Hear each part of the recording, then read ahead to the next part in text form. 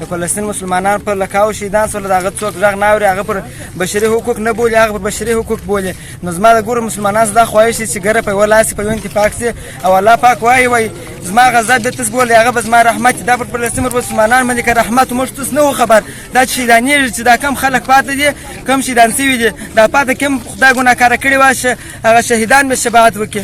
ګورې پر ګورو مسلمانانو غاړه بندېږي چې دعا یې ورته ونه کړي، باید چې ګرده دعا ورته وکړي، ګرده لاسرسی ورته کېږي، باید چې هغه لاسرسی ورته وکړي. دا جهاد پر ګرده افغانستان پر ګرده مسلمانانو د نړۍ باندې فرض دی. بیخي زور غواړي، بیخي زور. زه چې خپل د بچي پر سر باندې لاس ور تېر کړم، یو ویډیو چې د فلسطین د مؤمنانو د وګورم د سیمې هغه زړه ته ولوېږي، په زړه ته راسي. خو دا که خبره ده چا پېشلمۍ په روژ کال ما کوي، ما ولاکه پر پېشلمۍ خوند اخیستی، ولاکه مې په روژه مات خوند اخیستی چې خبرونه به مې وکتله، خاص به مې وینې ولیدلې، خاص به مې انسانان ولیدل سوځلي به وه، مؤمنان به مې ولیدل سوځلي به وه.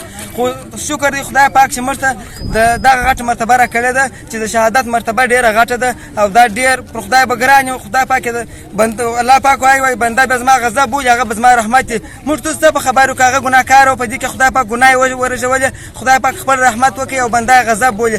د الله غضب د خپل رحمت هم بولو، د الله غضب څوک به غضب بولي، هغه به زموږ رحمت دی.